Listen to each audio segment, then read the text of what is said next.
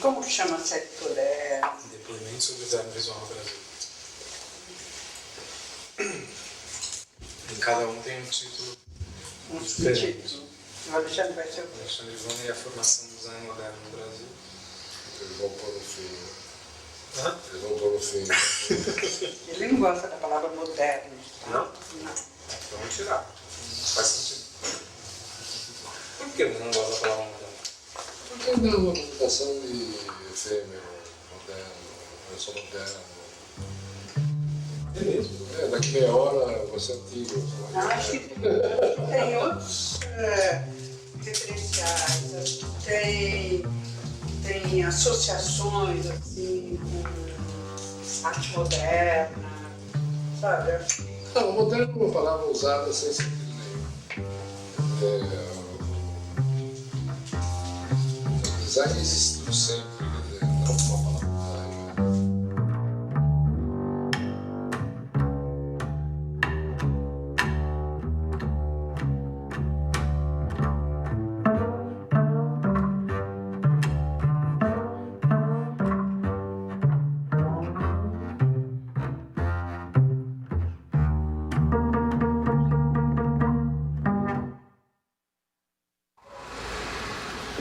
Vamos lá? Vamos nessa, né? Fecha aqui?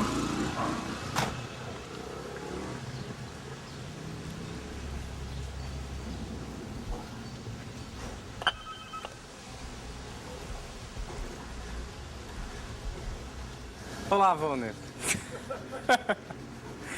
Tudo bom? Tudo isso aí? É, uma... O que os vizinhos vão dizer? Né? Equipe completa, exatamente. Equipes de... Tudo bem? Então, esse aqui é a equipe, chama Cristiano, João, Gustavo, 5:30, Alexandre. Tudo bom? Você... O velhinho, né? É, exatamente. 35. Você abrir tudo isso aí? Mel, você não quer fotografar Mel ainda?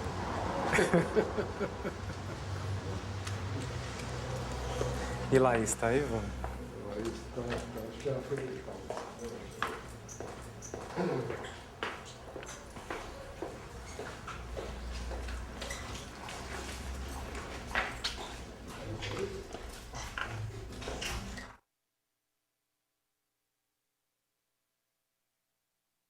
Ninguém fala sobre esse assunto.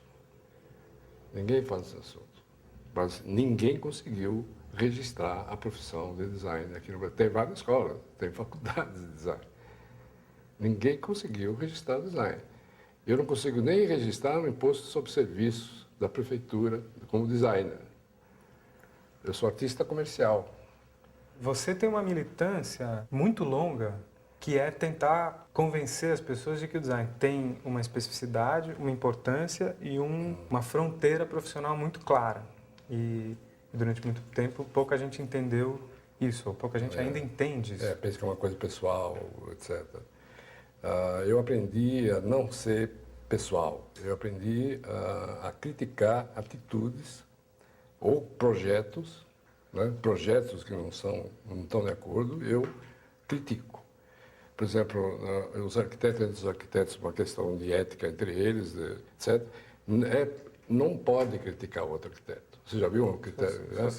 Não pode. Então, o Paulo Mendes da Rocha foi entrevistado num jornal, na Folha de São Paulo, e perguntaram para ele o que você acha do Rui Otaki, daquela melancia que ele fez da Brigadeiro, tudo, etc. Falava assim, perguntando assim. Ele falou, não, eu não posso,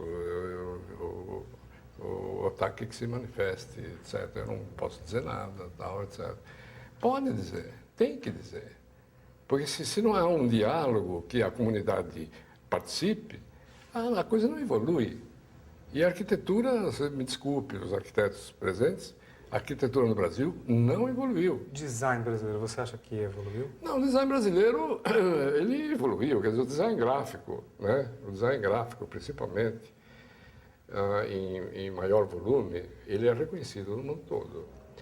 Existem trabalhos gráficos, assim, muito bem feitos, mesmo que seja capas de livros, que também eu não acho que seja design, mas capas de livros muito bem feitas, né? Muito bem feitas, muito bem elaboradas. Por que capa de livro não é design? Porque a capa de livro é uma ilustração do livro. O design seria projetar o livro como objeto, entendeu? Fazer os tipos de letras adequados, usar o papel adequado, usar a tipografia adequada, usar o formato adequado. Então, design é projeto.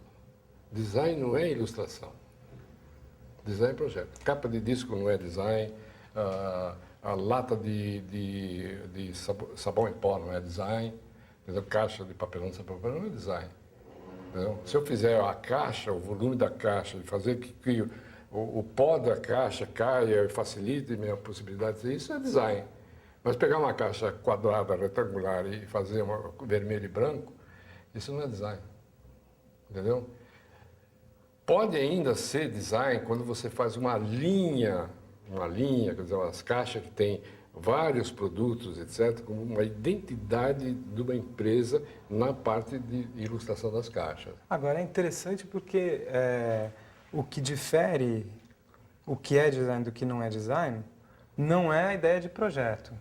Pelo que você está falando, quem desenha uma caixa de sabão em pó, desenha uma linha de sabão em pó, de um lado, um está fazendo design, o outro não. Mas os dois estão fazendo um projeto. E aí eu queria entender o que exatamente difere. É a serialidade? É a tecnologia? Não, é a função. Por exemplo, o Gessner desenhou um projeto de sabão em pó. Né? Você deve conhecer, deve se lembrar. Não sei se eu tenho aqui. Não conheço. Você vê isso aqui, certo? São caixas que nem um sabão Omo, certo? Mas elas são estudadas como uma linha de produtos, certo? Que colocadas um a um, inclusive, formam uma continuidade. E é toda a caixa, entendeu? Toda a caixa. Então, isso aí é design. É o que diferencia da ilustração de uma caixa só de sabão. Entendeu? Mas eu acho que isso aí leva para uma questão inevitável, porque para muitas pessoas deve ser muito difícil conseguir, como você, distinguir coisas que são design de coisas que não são design. É difícil, é complicado, mas dá vontade de saber o que é design, então, para poder fazer essa distinção. O que é design? O que é design é mesmo que você perguntar o que é arte, entendeu? Não dá para definir, nem há interesse de definir.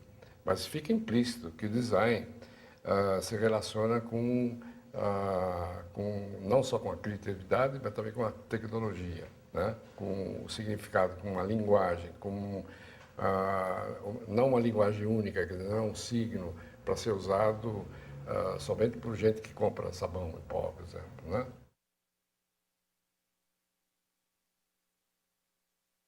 Onde é que está o Lira? Está aqui.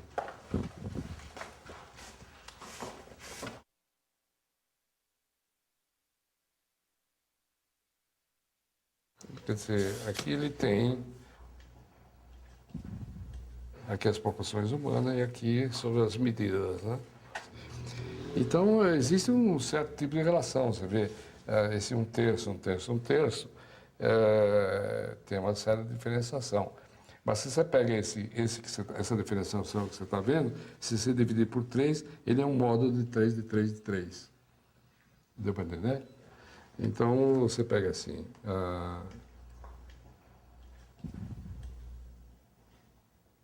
aqui estão 3, 3, 3, certo? Uhum.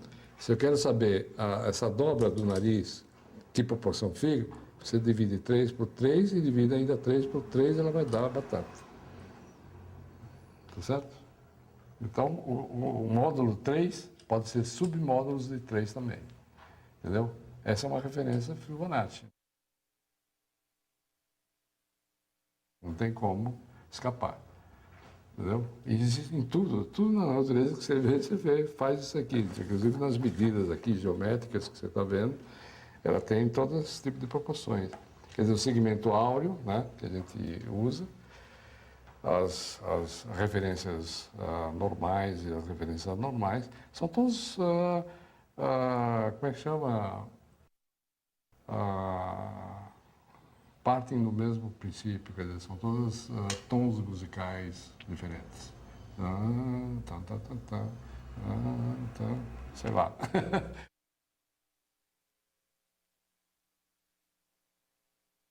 Então, isso aqui é todo do problema, a solução, a explicação do problema que surge e quais são as referências. Outra vez, Fibonacci, tá vendo? A curva de Fibonacci, 1, 2, 3 e tal. E as referências. O vida humana, que tem o labirinto, e os jardins, que eram labirintos, etc. E o produto era labirinto, quer dizer, o labirinto de som, onde você teria que usar essa referência. Então, essa referência do acústico estava muito bem definida aqui no E, na espiral do E. Mas quer dizer, antes de chegar nesse sinal... Eu já tenho todas essas coisas já analisadas, tá? Tudo isso aí já analisado, essa estrutura e tal. E tenho também um enfoque da empresa, o que ela quer, o que ela deseja, quais são os problemas que ela tem. Então eu pego no papel e pego o lápis mais ou menos assim, até intuitivamente. Olho o papel, fico em crise, não sei o que eu vou fazer, olho. Acho que ponho um som, um jazz, Thelonious Monk, e de repente eu pego um lápis qualquer e faço isso aqui. Tal, um E, esse E, não sei o quê, E quadrado, né, E triangular, faço um monte de minhoquinha. E essas minhoquinhas eu vou colocando aqui, certo? Você não vai para o computador? Não, de jeito nenhum. Por que eu não vou para o computador? Porque o computador me dá uma proporção errônea, não me dá um grafismo rápido que eu possa fazer, porque o meu software é muito mais rápido que o computador, eu tenho mais controle do meu software pela mão, entendeu? Então eu faço essas coisinhas aqui e coloco aqui. Quando eu vou fazendo 10, 20, 30, tiro os velhos, que já não sabem mais, faço os novos, alguma solução está surgindo. Essa solução pode surgir no momento que eu talvez vá até o jornaleiro e tropece numa calçada esburacada.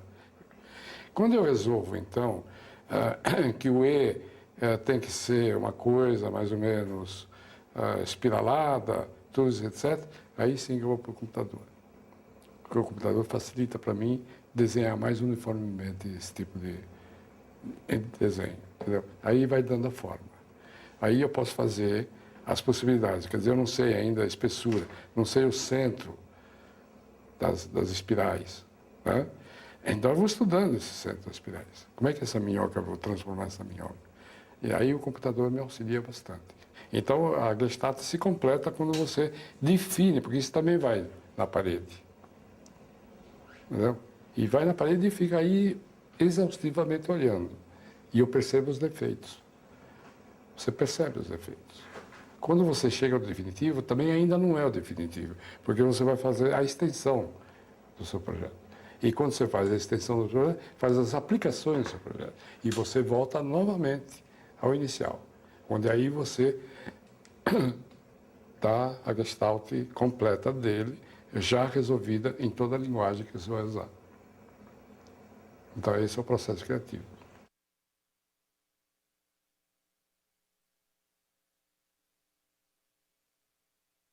Quando você fala da Gestalt completa, é quando o projeto vira Está um todo. pronto, virou todo.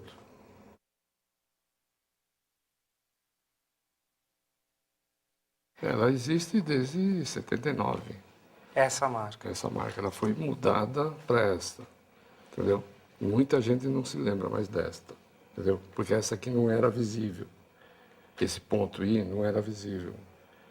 Sempre tinha alguma coisa que distorcia, principalmente quando você faz em 3 dimensões, em autoestradas, distâncias enormes. Então, o ponto não era visível. Então, nós tiramos o ponto. A razão para refazer esse desenho foi uma razão puramente formal ou foi um momento de redefinição? Eu sempre convenci o cliente que ele tinha que fazer um remanejamento, na época, 10 anos.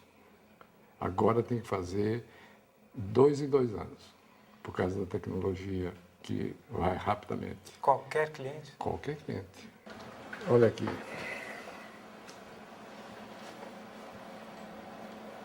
Papel, embalagem, K, floresta.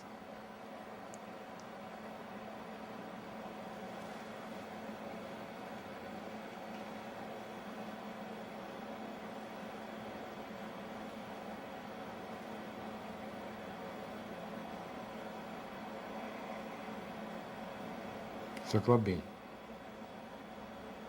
É muito difícil recuperar essa leitura depois. Mas se você perguntar, se alguém perguntar o que significa isso, você pode explicar. Papel, embalagem, floresta. Senão, tem muita marca que você não explica por quê. Assim. Entendeu? Então, Toda marca tem que ter uma razão. toda marca tem que ser. Toda marca, como eu falei para você, e que você me falou que eu vi em outro, toda marca tem que ser inteligente e compreensível.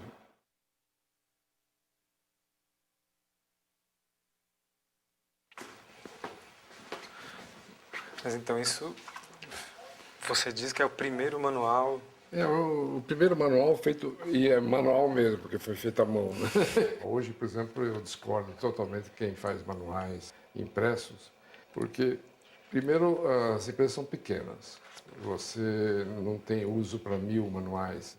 Por exemplo, essa firma, a Companhia Brasileira de Sintética, que é uma divisão da Klabin, ela só precisou de um manual, que era esse aí. Né? Então foi feito 2, um para mim e outro para a empresa. Isso aqui é mais ou menos, você vê, 1968. O Brasil já devia estar muito mais adiantado do que isso nessa época. Mas havia pouco investimento, ninguém entendia porque tinha que imprimir um manual, o que significa um manual. E, de fato, eles tinham razão. Eles ficavam dentro da gaveta, ninguém abria isso aí. E fazia da maneira como queriam. Hoje, com template, já é bem diferente, né?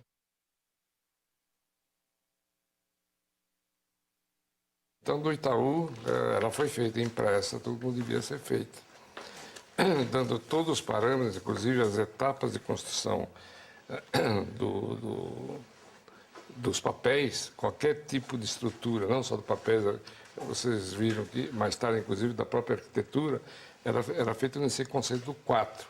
Quer dizer, um quadrado, que é a marca da Itaú, era dividido por 4 na vertical, 4 na horizontal, e quantos 4 fossem necessários para ter uma estrutura, vamos dizer, uma estrutura modular, uma estrutura fixa, mais ou menos de uso de linguagem, né? A própria letra, o T, que é a letra mais alta que tem, foi dividida em 4 partes iguais, né? Cada parte foi dividida em 4 e cada parte foi dividida em 4 de acordo com a necessidade da letra. Então, todo o Itaú, quer dizer, a palavra A, U, etc., etc., foram construídos assim. Inclusive o espacejamento. O espacejamento é o módulo C, né? Módulo B, módulo C. O espacejamento também é todo feito no 4. O assento, tudo é construído dentro do módulo 4.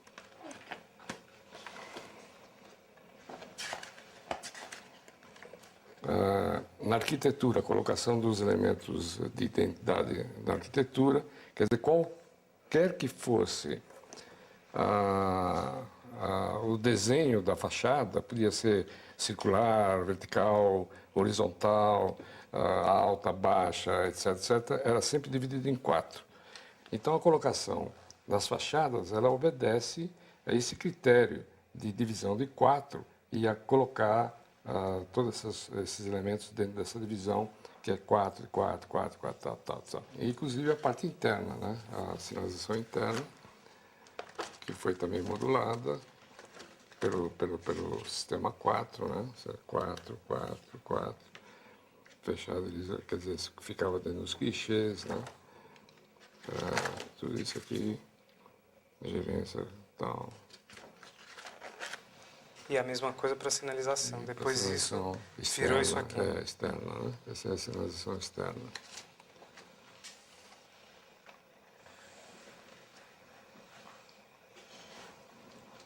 E eu acho que o Banco Itaú foi o primeiro a exercer esse tipo de atividade em todos os departamentos, usar um critério de design bem identificado, né? Bem Quanto consequente. tempo demorou para desenvolver? 3 anos para apresentar esse trabalho para o Olavo Setúbal.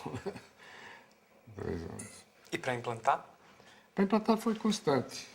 Então a gente briga muito com a agência justamente para obedecer essas coisas. Então, o Itaú, por exemplo, é um grande exemplo. No Itaú você tem a marca, vamos dizer aquela marca que hoje é azul e amarela, com o nome Itaú, aquele quadrado, mas na televisão aparece um Itaú tipo arroba, né? Então, quando o cara faz um Itaú e apresenta várias vezes, fazendo aquela curva, né, aquela espiral e fazendo ponto, qual é a marca do Itaú? Entendeu? Então ele destrói a marca original, ele começa a dar uma nova identidade da marca.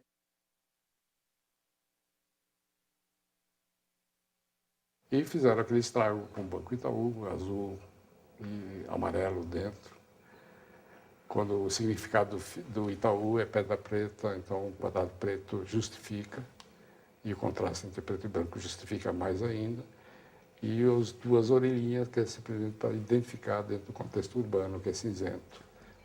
Foi nessa fase de dar um novo significado. Então a gente diminuiu as faixas, está vendo? Deixou a proporção junto com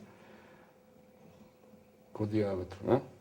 Com o raio das curvas, que já dava uma proporção até melhor para o Itaú, tá certo?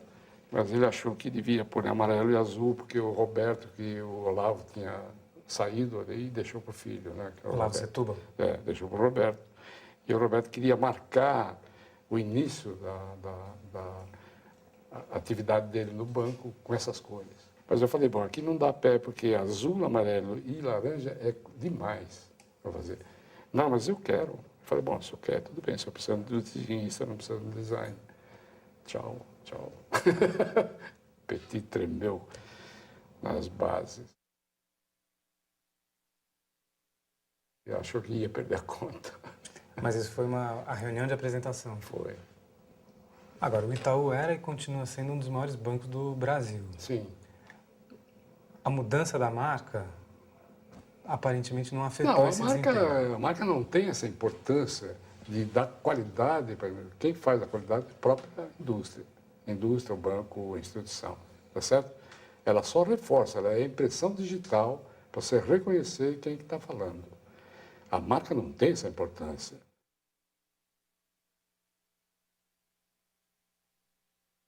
O Baile tinha me dito, lá para os anos 78, mais ou menos, temos que fazer uma exposição sua, tal, etc, etc.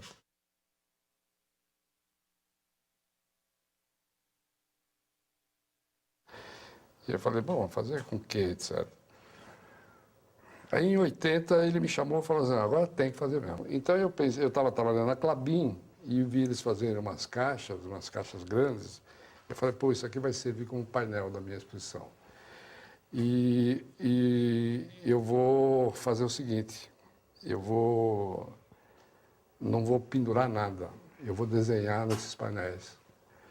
Então eu peguei um projetor, pus os slides lá, projetava e dei mais ou menos um conceito da exposição e comecei a desenhar, a pintar tudo. Então todos os painéis,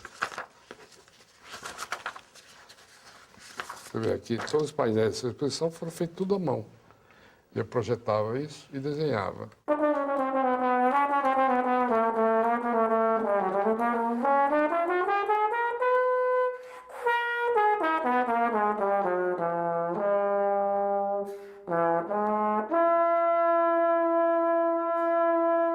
E convidava as pessoas que iam no muita gente chegou a me auxiliar a cobrir, a pintar, etc, etc. Isso aleatoriamente. Antes da exposição? Não, antes da exposição, na preparação da exposição. E ela saiu toda desenhada? Saiu toda desenhada por várias pessoas.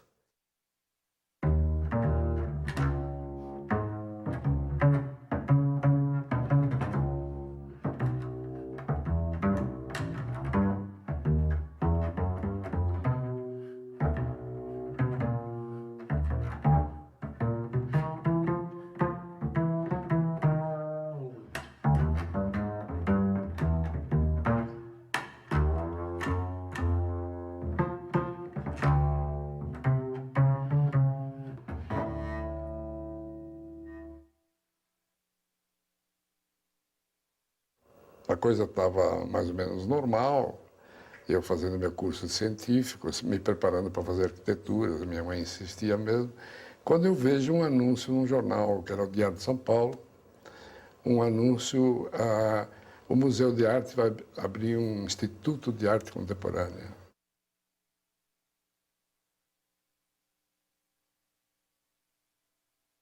E eu achei arte contemporânea, quer dizer, pô, é tudo que eu quero, né? E eu falei, bom, eu vou entrar nesse concurso e tal. E fiz, desenho, fiz o concurso.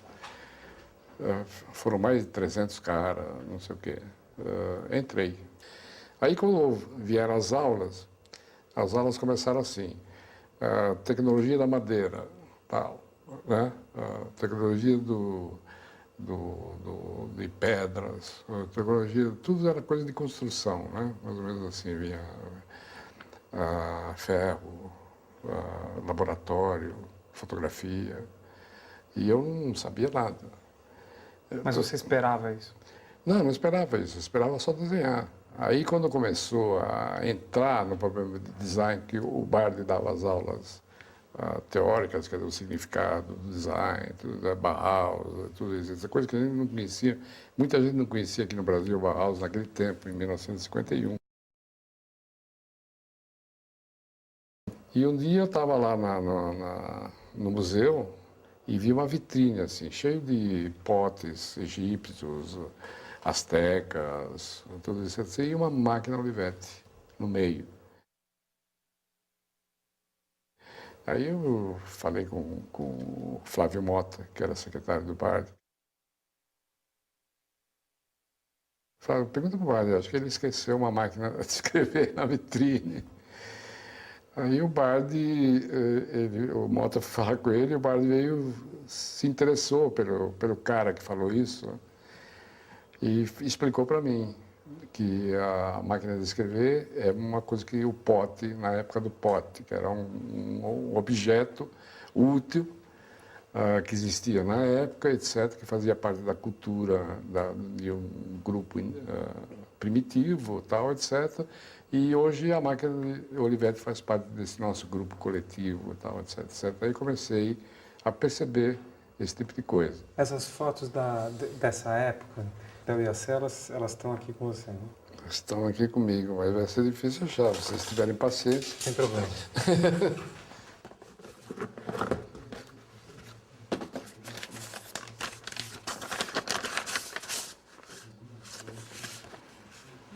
Essa aqui é uma gravura que eu fiz logo no começo com o IAC, com o Aldemir Martins. Você vê que na gravura eu desenhava muito mal, né? Esse aqui é o desenho que eu fiz com o Samponet, nas aulas de Samponet. Esse aqui é o meu primeiro escritorinho, feito no porão da minha casa, onde eu morava, no tempo do museu, na Frecaneca.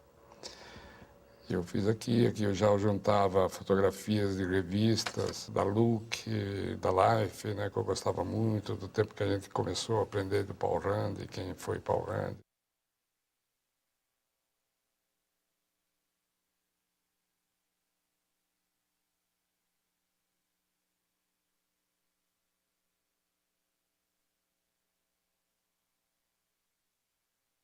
O que atraía você no trabalho do Paul Rand nessa época? Essa limpeza, esse equilíbrio, as coisas não desenhadas, as coisas com fotografias, coisas montadas com grafismo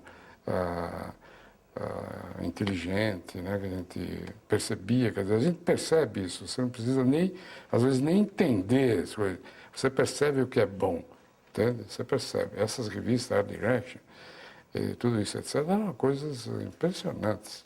Realmente com o Paul Rand foi um encontro. Foi um encontro, que eu vinha conhecê-lo só mais tarde, fim dos anos 80, que conheci ele em Nova York, no seminário e tal, etc. E foi uma alegria. Isso aqui isso já era pintura, nos anos 54, eu já estava como pintor.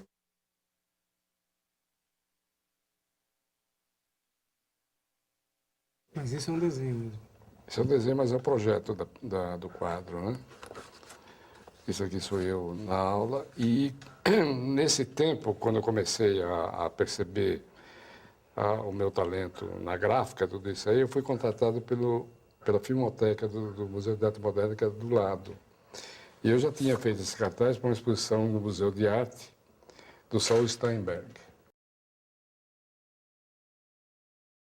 Né? Fiz um puta de um cartaz, isso aqui em vermelho, a letra em vermelho, isso aqui em preto, etc.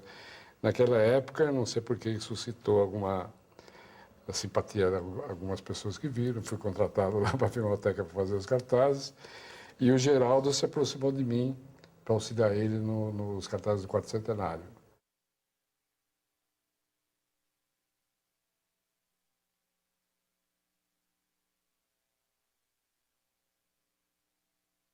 Ele já tinha ganho o concurso do Quarto Centenário e ele foi contratado para fazer os festivais, Festival de Cinema, Revoada.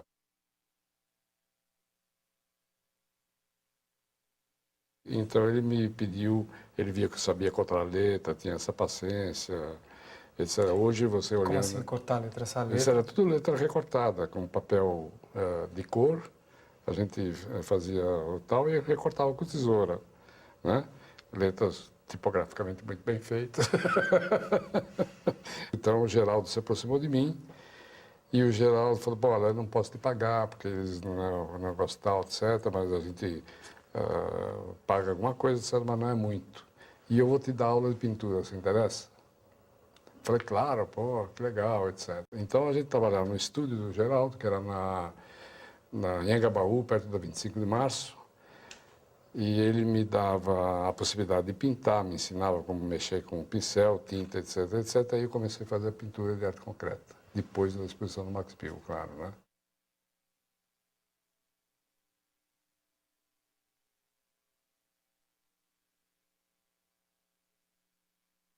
Já no tempo dos artistas concretos aqui, quando eles começaram a se reunir, Grupo Ruptura, né? E eu comecei então a aparecer nesse momento, na pintura. E quando um dia o Bard chega lá na sala de aula e pergunta, ô Alexandre, vem cá, tal, você está disposto a me auxiliar a montar uma exposição? Eu falei, pô, claro, não sei o que, disse que lá. Bom, então você vem, nós vamos fazer uma exposição de um designer suíço famoso.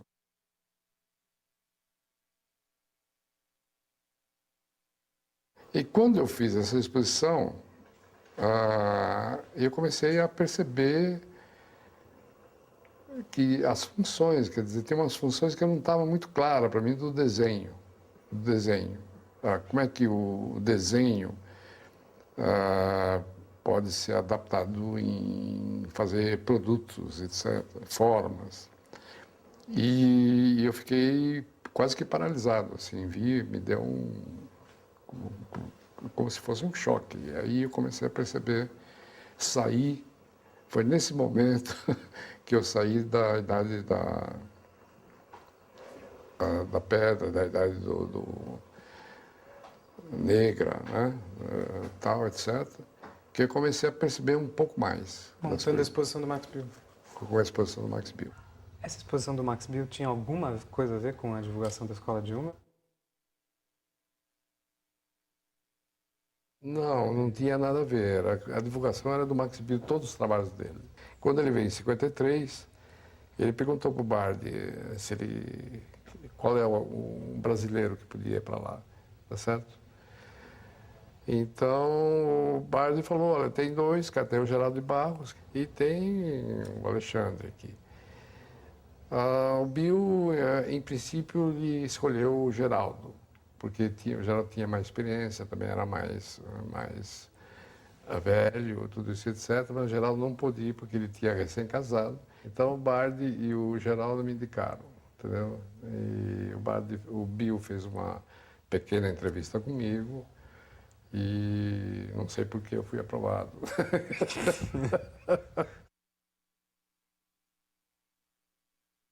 O primeiro, o Max Bill até exigiu que eu fosse 6 meses antes do início do curso.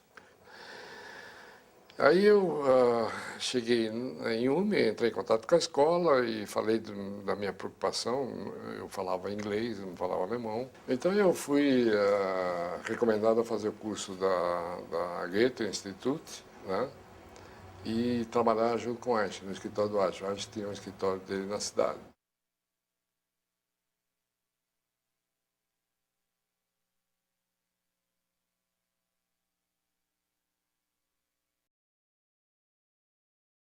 O Asher foi o, digamos assim, o grande professor, o seu grande... Ele foi incrível, porque ele começou como estudante, ele é da turma de 53, quer dizer, a primeira turma que entrou lá, porque ele tinha uma formação mais ou menos artística, ele não era um cara que tinha uma formação técnica, né? Esse trabalho das Olimpíadas é um marco. Talvez seja o trabalho mais conhecido. É um trabalho de sistema de uma Olimpíada complexa feito em 4 a 5 anos, não foi feito de véspera.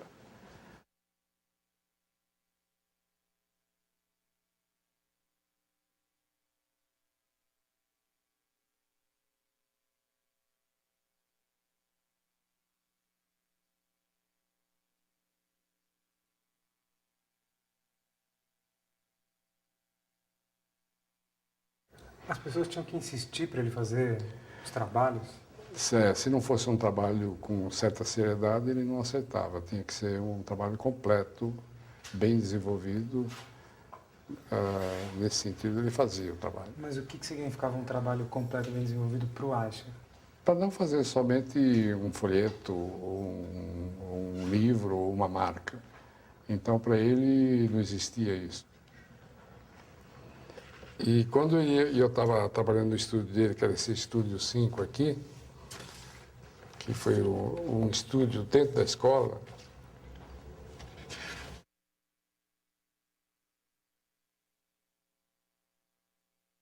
então ele fazia esses projetos e apresentava esses projetos dessa maneira. Isso aí é o primeiro folheto, né, que ele fez, os anúncios que ele fazia. Os alunos que frequentavam esse ateliê, eles ganhavam pelo projeto. A escola de fazia projetos para empresas privadas. Fazia.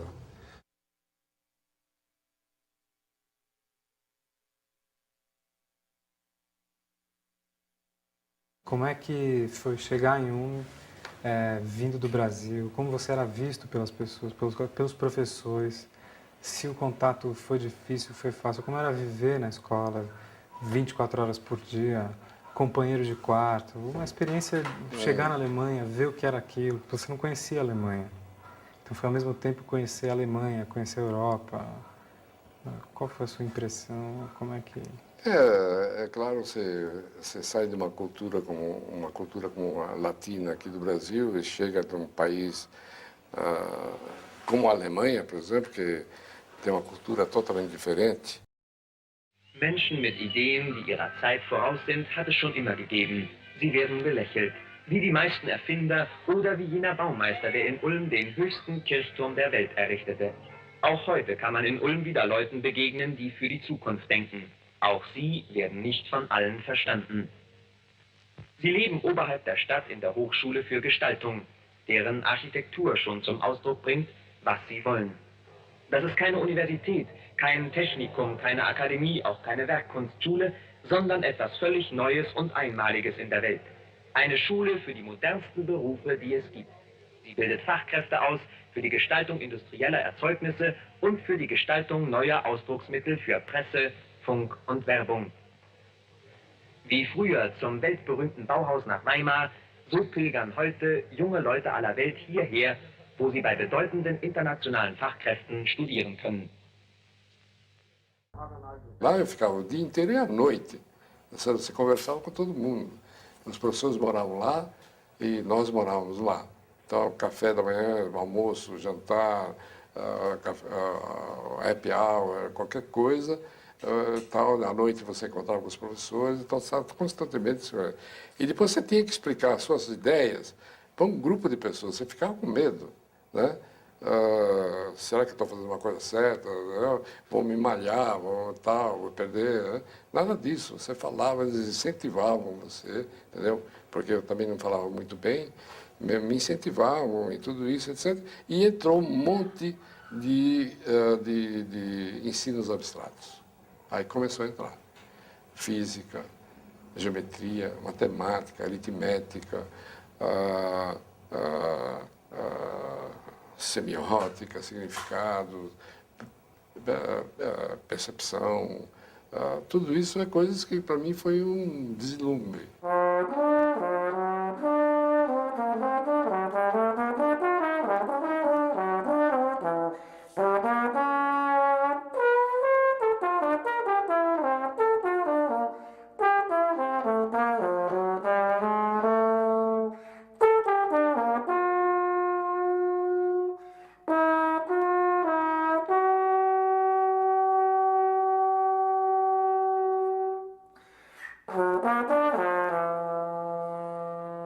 Mesmo porque todos os alunos, como não tinha nota, todos os alunos eram avaliados pelo que aprendiam e as possibilidades que eles tinham de poder se desenvolver. Como eu estava sendo avaliado positivamente, então, mais uma vez, a coisa foi crescendo em mim, a confiança que eu ia tendo, a vontade de aprender as coisas, entendeu? Então, para mim, foi assim uma explosão. Mudei totalmente a minha vida. Fiquei realmente outra pessoa.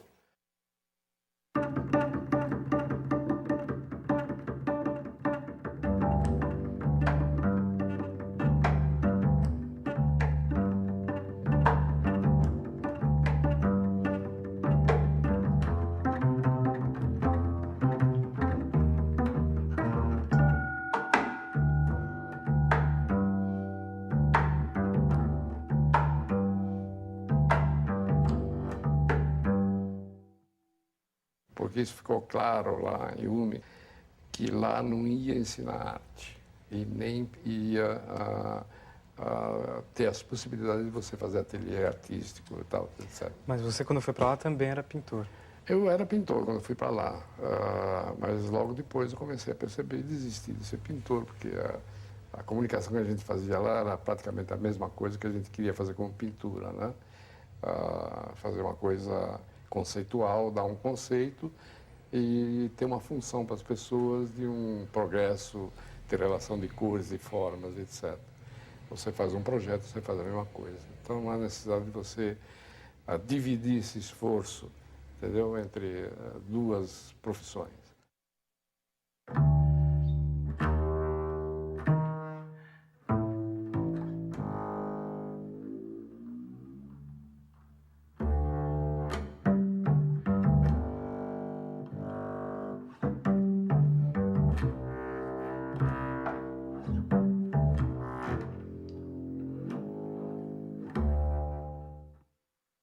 Então, para mim foi uma surpresa imensa, que eu comecei a entender, entendeu?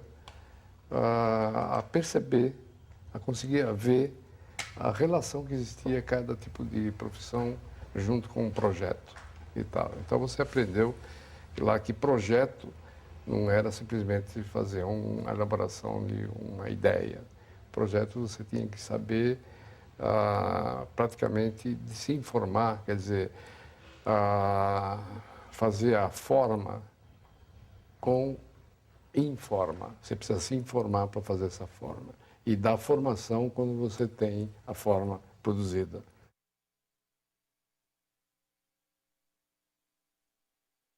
Isso quando eu voltei da Alemanha, na Form-Informe, né? O primeiro escritório que a gente teve. Mas explica melhor. Então, quando você voltou de você montou a Form-Informe, depois você Porque saiu e aí... na Form-Informe nós fizemos a Coqueiro e fizemos o Correio da Manhã, certo? E mais alguns trabalhos pequenos. E o Elevadores Atlas também. Mas a Form-Informe, antes de você sair, era você, o Rubem Martins...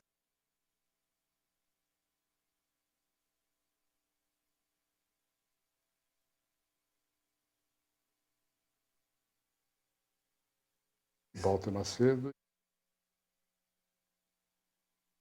e Geraldo de Barros. O Geraldo de Barros. A coisa ia ser mais para publicidade, etc. E eu não estava afim, e o Geraldo também não estava afim, então nós dois saímos.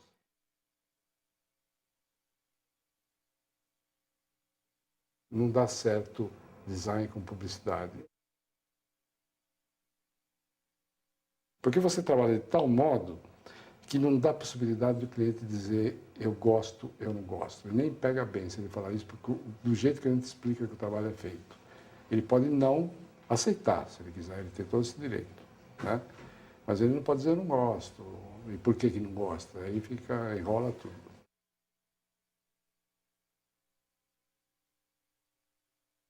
Por exemplo, a diferença a minha com a Luiz Magalhães,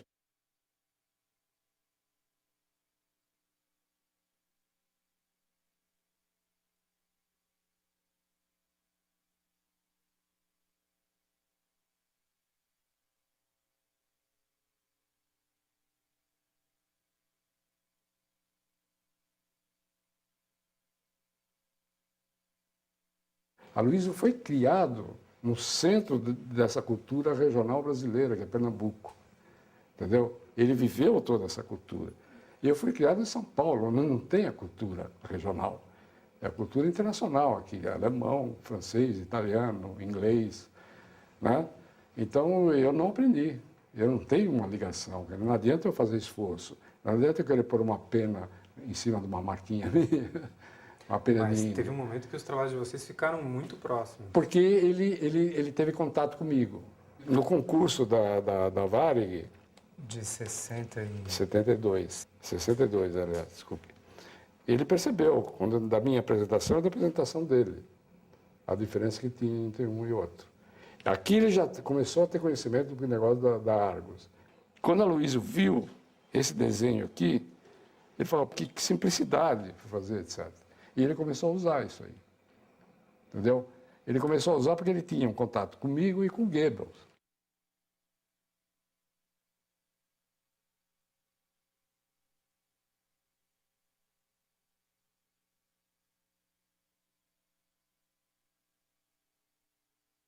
Quando ele viu isso? Em 59. 59. É.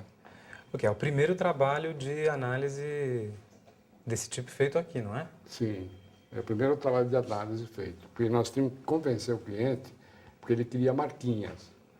Ele queria 10 marquinhas, como todo mundo apresentava. Eu falei, não posso fazer 10 marquinhas, porque isso exige, e uma solução é só uma solução que a gente pode fazer.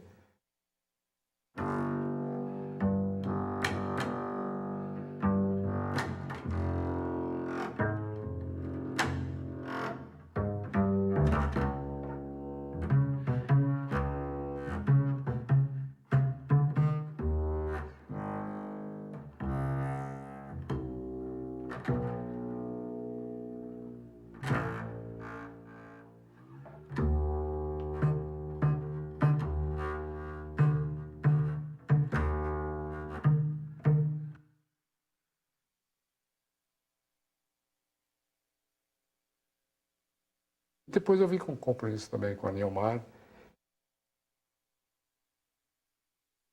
que era amiga do Max Bill, que ela foi para lá, e no último ano, inclusive em 57, ela falou assim, Alexandre, você volta para o Brasil, que você vai fazer a escola de design no Brasil.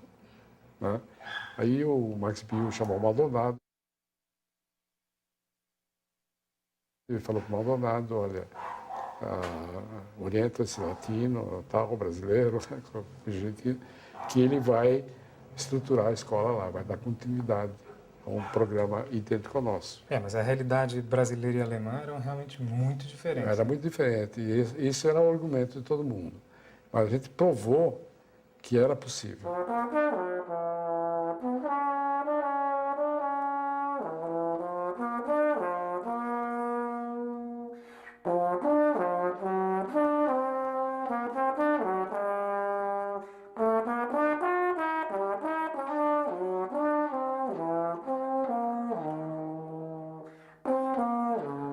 Você era um aluno recém-formado, basicamente. Era recém-formado, entendeu? Com a tarefa de montar uma escola. Com essa obrigação, que eu senti uma obrigação, porque eu tive que pagar um favor da Nilmar. Mas com prazer, uma coisa que eu fiz com prazer. Quando foi fundada a ED? 63. Você fez o currículo da ED? Como é que ele foi montado? Nós fizemos, quer dizer, eu, Berg Miller,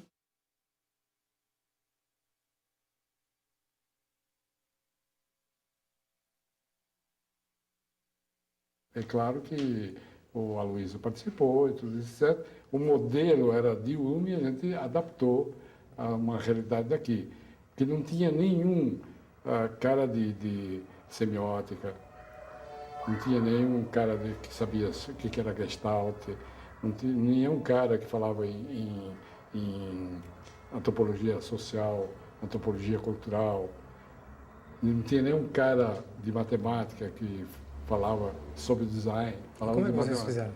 Nós convidamos alguns caras, porque como nós estávamos dentro de uma estrutura acadêmica, nós tínhamos que pegar professores que estavam sobrando e a gente preparava eles. O Zuenir de Ventura era um, que ele era jornalista. Entendeu? Mas ele não sabia nada de design, ele aprendeu lá. Ele se deu muito bem. Entendeu? O Zuenir se deu muito bem. Foi um grande professor, um grande colega e tudo isso. Ele dava aula de quê? Dava aula de informação. Você dava aula de quê? Dava aula de comunicação visual, design visual. Genérica, mas teoria, prática, Mais exemplos, prática, história. mais prática. Agora, muita gente diz também que você era um professor implacável. Eu sempre fui implacável. Sou implacável até com minha mulher, até com cachorro, às vezes.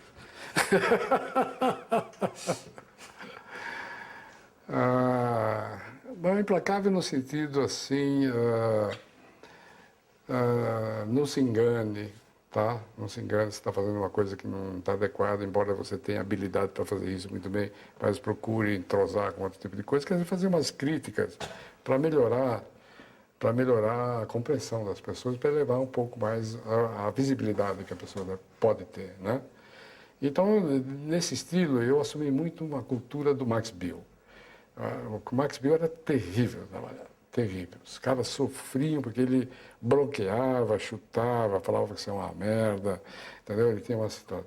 Até perguntei para o Berg Miller, que ele era mais assíduo do Max Bill, falei, puta que eu parei, como é que você aguenta esse cara? Como é que eu vou aprender? Tem que aguentar. O duro é dar criatividade, entendeu? Você não ensina a criatividade.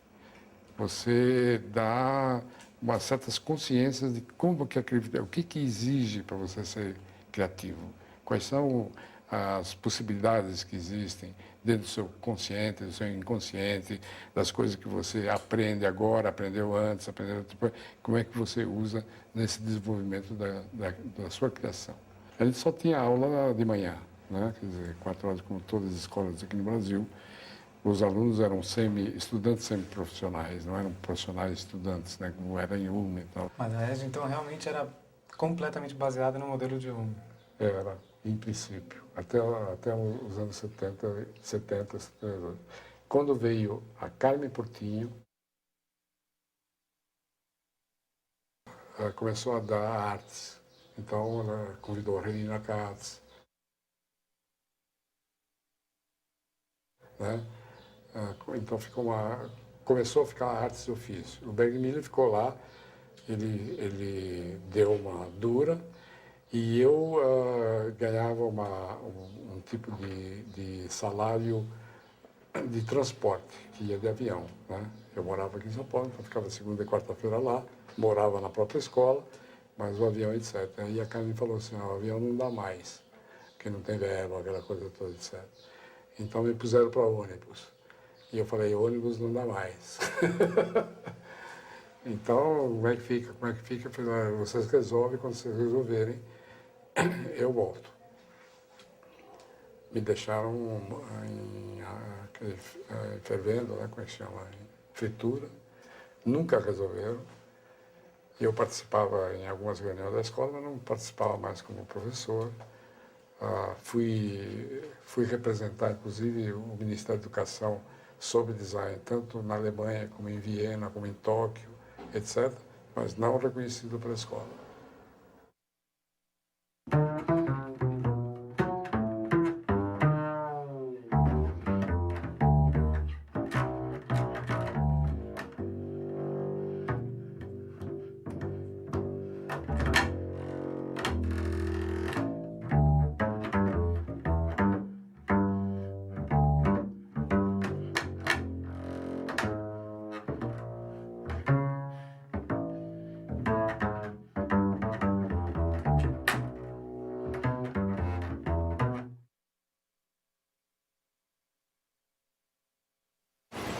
assim, Ivan, acho que tem uma questão que é mais complicada, que é assim, o problema da sinalização, da qualidade visual do espaço urbano é muito difícil de controlar de qualquer maneira.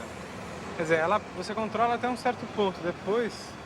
Não, existe um controle. Por que existe em outros países esse controle? Por que existe em Buenos Aires esse controle? Por que existe no Rio de Janeiro esse controle? Em Nova York, em Paris, tudo isso, etc. Então há um certo tipo de controle. Mas quer dizer, o critério para isso é manter um mínimo de limpeza visual? Organizar, né? Ter lugares determinados para tipo de comunicação, né? Um lugar determinado para outdoor, não a repetição ad infinito de outdoors, né? Então por que esse unibanco desse tamanho? Por quê? Não dá nem para ler. Né? Fica uma coisa feia, uma coisa estética. Entendeu? Inclusive ele perde um cliente como eu. Porque ele está me agredindo, ela realmente tem uma noção de agressão. Agora, ele tem escala, né? Hein? A escala é apropriada, né? Não, Ou você acha que é muito grande? É muito grande. A escala apropriada para quem? Para uma superexposição. Não, a escala tem que ser apropriada sempre para o homem, ela não precisa ser grande.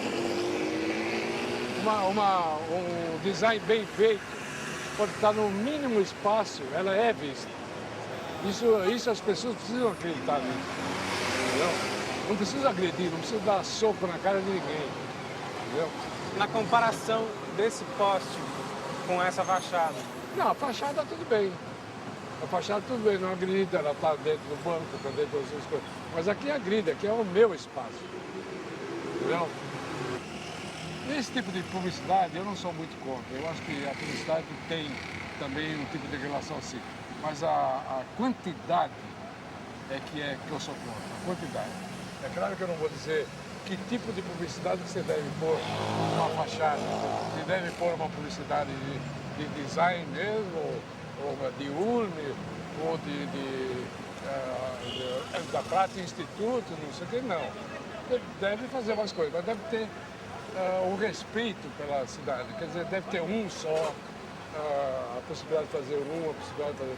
Quer dizer, agora estão alugando todas as fachadas, né? Todas as laterais de prédios para fazer isso aí. Cada vez mais, né?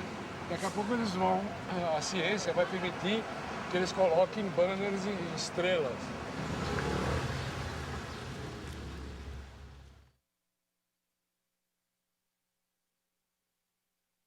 Do mesmo jeito que ontem a gente pegou e fez um passeio pela cidade, comentando o espaço, eu queria fazer um passeio rápido por outras identidades.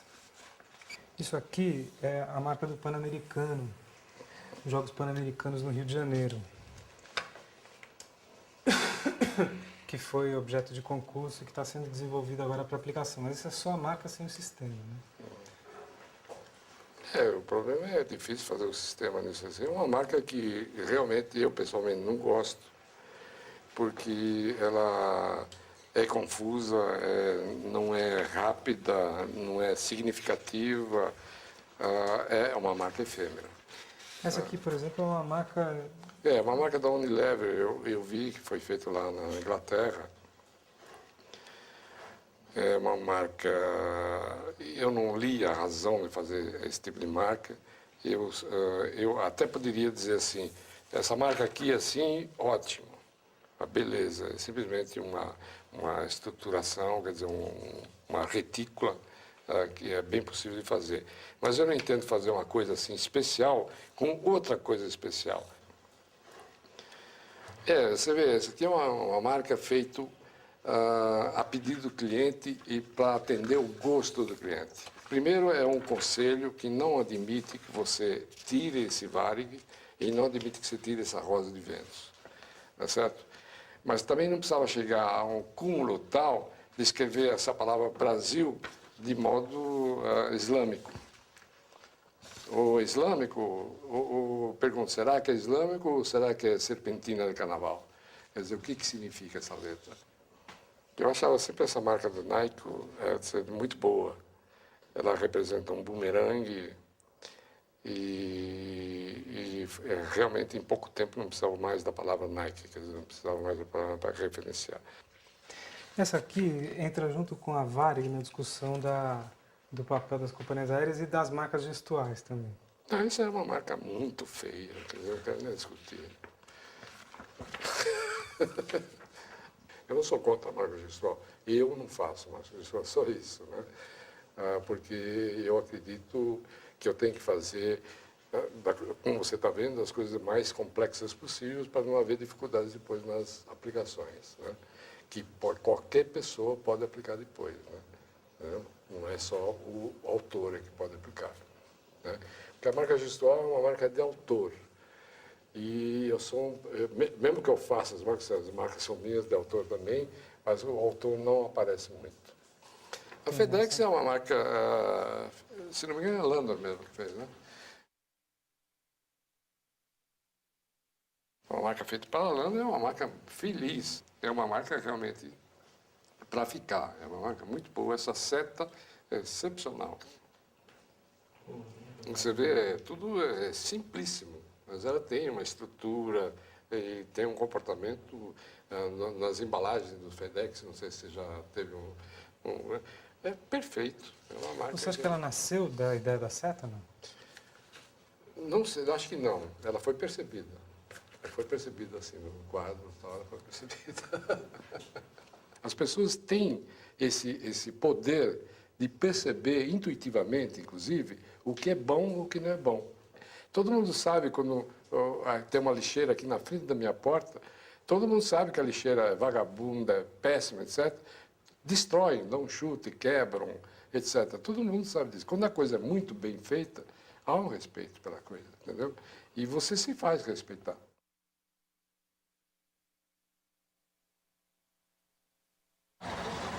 Vamos ver se essa banca deixa a gente dar uma olhada nos jornais?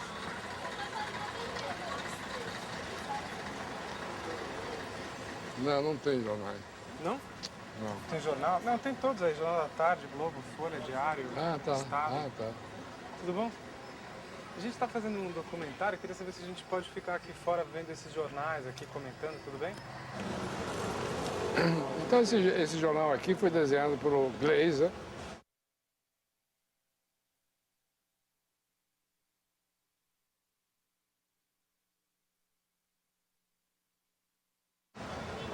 Que eu fico só em dúvida se o Glazer fez essa solução de grafismo, como você está vendo assim, com fios, com o globo em negativo.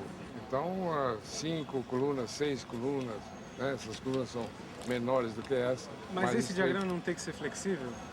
Não. A parte estrutural do jornal, ela pode ser flexível se você usa meia coluna, mas não um décimo de coluna a menos. Então ela dá uma desordem total, uma desordem visual quando você está lendo. Isso faz parte da identidade do jornal? Não, faz parte do processo de adequar uma leitura a uma pessoa humana. Então deve haver uma estrutura. Quando você faz uma estrutura, você sabe as possibilidades que existem de você usar na estrutura qual é o corpo de tipo que você usa semelhante a outro corpo de tipo, etc. Daqui, desses jornais, o Jornal do Brasil, que está aqui, também reformulou recentemente o projeto. Texto centrado, texto não centrado, aqui centrado, novamente, espacejamento demasiado. Eu duvido que essas pessoas entendam um pouco de tipografia, um pouco de leitura, um pouco do que deve ser. Então aqui você vê que é a mesma coisa que tem no estado de São Paulo. Entre essas duas colunas tem um espaço tal. Entre essas duas colunas, porque é um outro assunto, tem um espaço. Por quê? Para diferenciar uma matéria da outra? Não há necessidade. Porque você lê na vertical. O jornal você lê na vertical.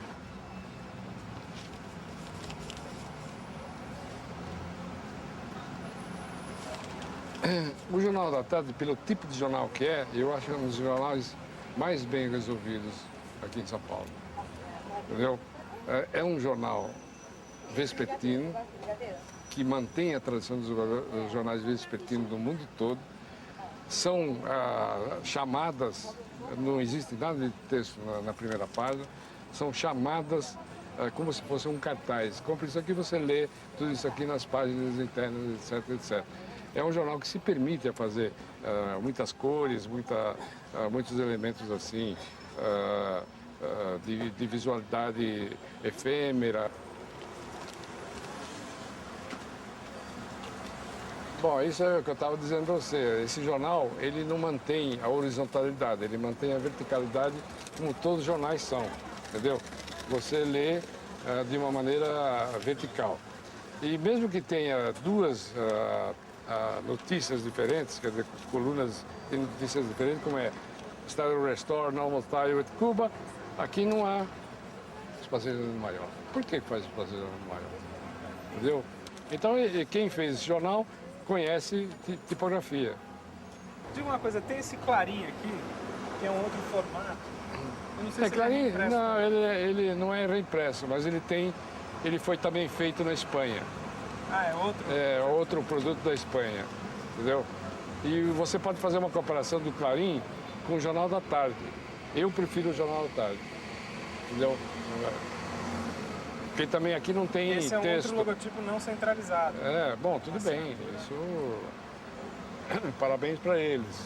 Mas existe a possibilidade, né? Você vê. Mas isso não melhora o jornal por causa disso. Obrigado, hein?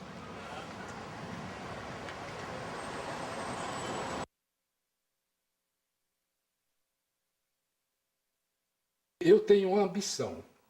E a minha ambição, como eu não posso fazer automóvel, é fazer um jornal. Eu, como brasileiro, eu fiquei muito chateado desse jornal ter sido feito na Espanha. Mas uma coisa que eu fiz num projeto anterior que eles pediram para só organizar o logotipo dos jornais, eu achei que essa seria a ocasião de você dar um status inicial para um logotipo de jornal mais ou menos diferenciado dos outros jornais e como ele deve ser, né? Por que nós não vamos começar com assinatura de jornal? Por que o jornal que é feito anteriormente, essa renovação, era feito com espacejamentos mal feitos e continuam com espacejamento pior ainda, não sei se foram os espanhóis que fizeram isso, todo esse marcado em círculo cinza são tipos de espacejamentos problemáticos. Agora, uma das preocupações é assim, por que tem um ponto no S? Porque eles me responderam, mas gramaticalmente tem que ter o ponto. Eu falo, tudo bem, gramaticalmente tem, mas numa assinatura não tem que ter, porque ninguém vai ler SP, que não são duas vogais, como uma palavra. Além do ponto, por que não diferenciar as iniciais dessa palavra Estado de São Paulo para dar um enfoque não estático, etc. Agora, ela longa demais, é muito agressiva. Centrada, além de ser autoritária, etc., é muito reduzida. Então, faz assimétrica, né? Pode fazer assimétrica, entendeu? Uma maneira de dar uma diferenciação entre outros jornais, né?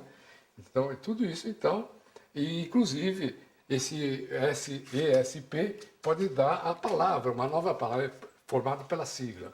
O ESP pode ser uma nova palavra.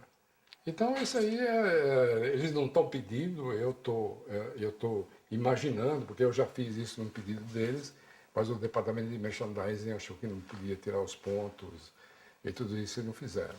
E eu estou insistindo. Eles podem começar a mudar o jornal pelo logotipo e mais tarde, com as outras, não o caderno principal, mas com os outros cadernos, tentar dar um outro significado, um significado da nossa cultura.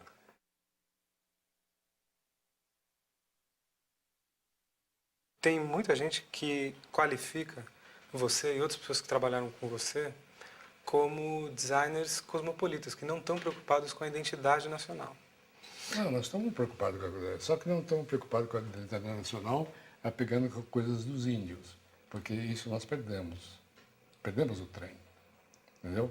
Não tem sentido nenhum você passar para a cultura indígena, ou assim uma cultura que ainda o México apresenta, porque a cultura do México é tão presente em toda a cultura universal, que basta você fazer o ícone de um elemento asteca que você reconhece de onde é, do que é.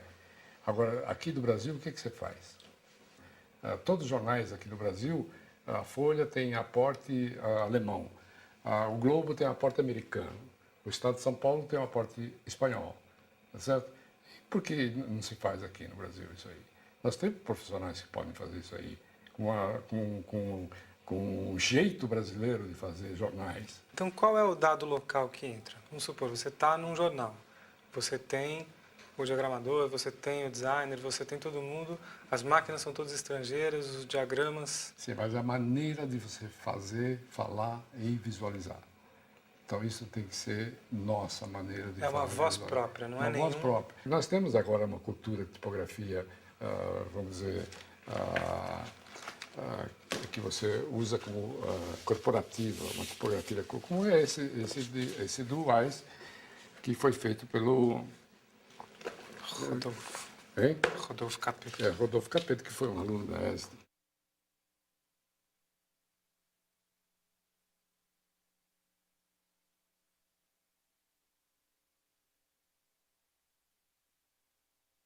E ele fez uma cultura, uma letra brasileira.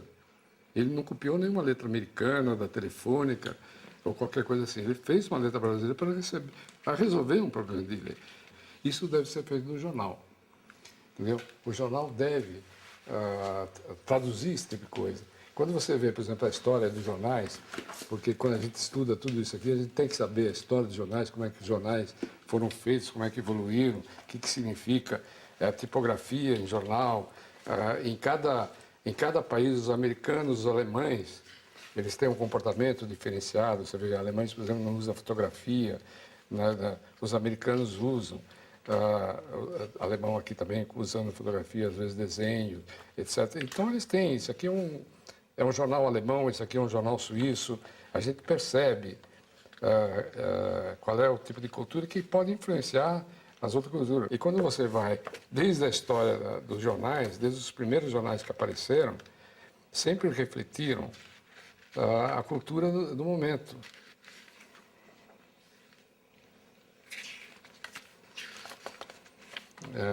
Que é muito interessante ser como os jornais apresentaram essa queda do 11 de setembro e como o New York Times apresentou essa queda do 11 de setembro.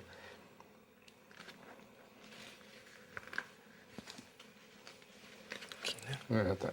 Então, o New York Times apresentou isso logo no segundo dia, quer dizer, no dia 12 de setembro, todo o enfoque e a paginação, uma paginação inclusive especial, cadernos especiais, muito bem feito, com uma paginação espetacular. Isso nos dias seguintes. No dia seguinte. Quando Amilcar de Castro reviu o projeto do Jornal do Brasil,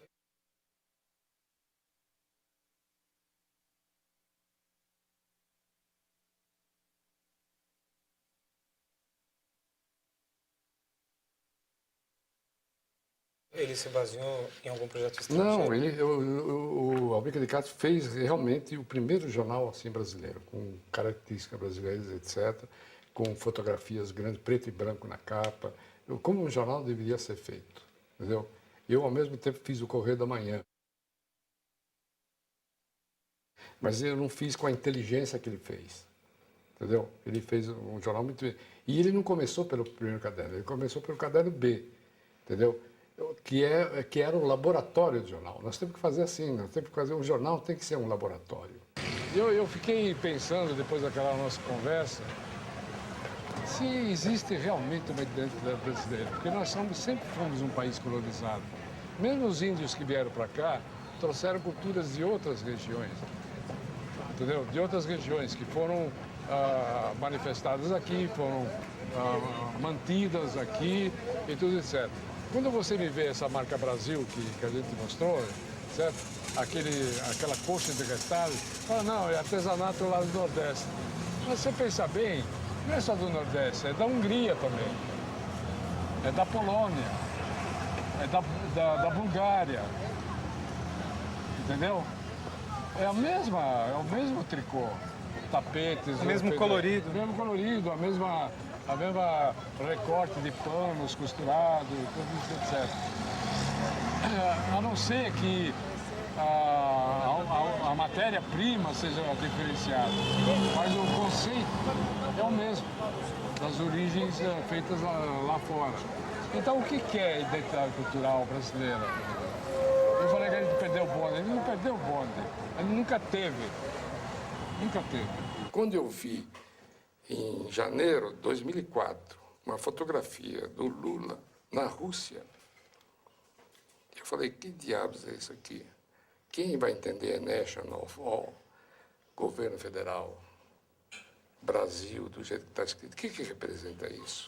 Então, isso aqui volta, dá um retorno a coisas figurativas, a coisas que nada significam como a identidade de um país, né? Nem por detalhes e nem pelo conjunto. Então, eu estou tentando, porque aqui no Brasil, você, para se comunicar com o governo, é muito difícil. Eu estou tentando de falar com eles para que eles usem alguma coisa mais ou menos tendo um significado desse tipo aqui, tá certo?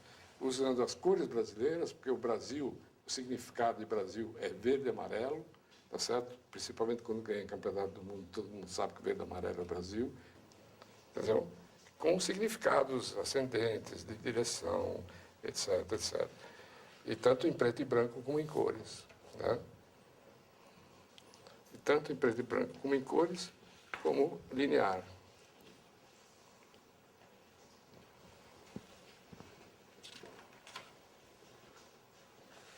Das reduções e a relação que isso deve ter com os próprios ministérios. Não ser maior do que os ministérios, porque a tendência atual é fazer do mesmo tamanho, né? Então, isso poderia ser uma possibilidade de uso nas três versões, em cores, em cinza e ou traço.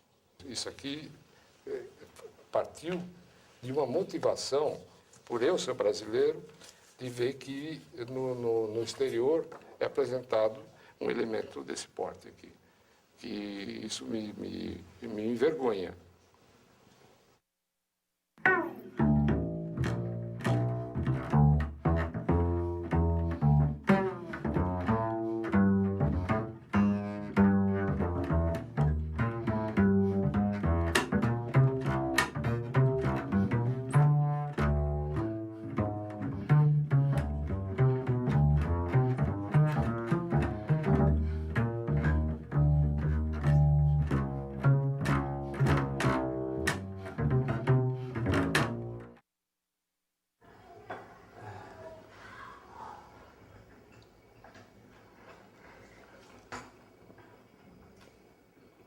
O mais cansa falar, hein? O André cansa falar, hein? Cansa? Putz. E o Vi também, né?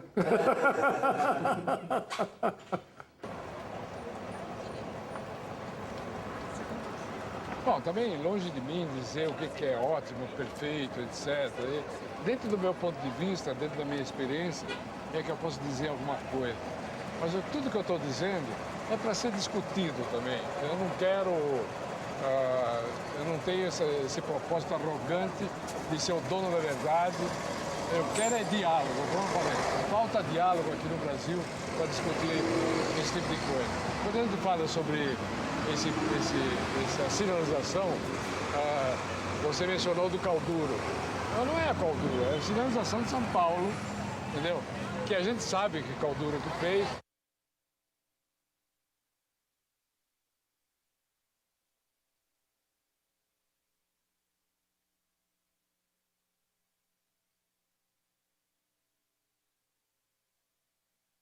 Mas não é importante dizer que é do Calduro, nem é importante dizer que do Itaú é do Alexandre Gomes, entendeu? Não é importante.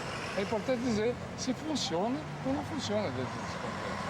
Se o resultado dela é adequado ou não é adequado, entendeu? A manutenção é possível, é viável, como é que pode ser feita, etc. Isso que é importante falar, né? E isso que é importante discutir. E eu espero que depois dessas manifestações, que às vezes parece muito agressiva, mas eu espero que haja um diálogo mesmo. Deve haver. Mas nesse caso o diálogo é entre quem e quem? Prefeitura, publicitários, É a arquitetos? comunidade. A comunidade é que tem que discutir. Nós todos temos que discutir isso. Não é só arquitetos, médicos, engenheiros, prefeitos. Nós todos temos que discutir. Porque isso afeta nós todos. Afeta qualquer um de nós aqui.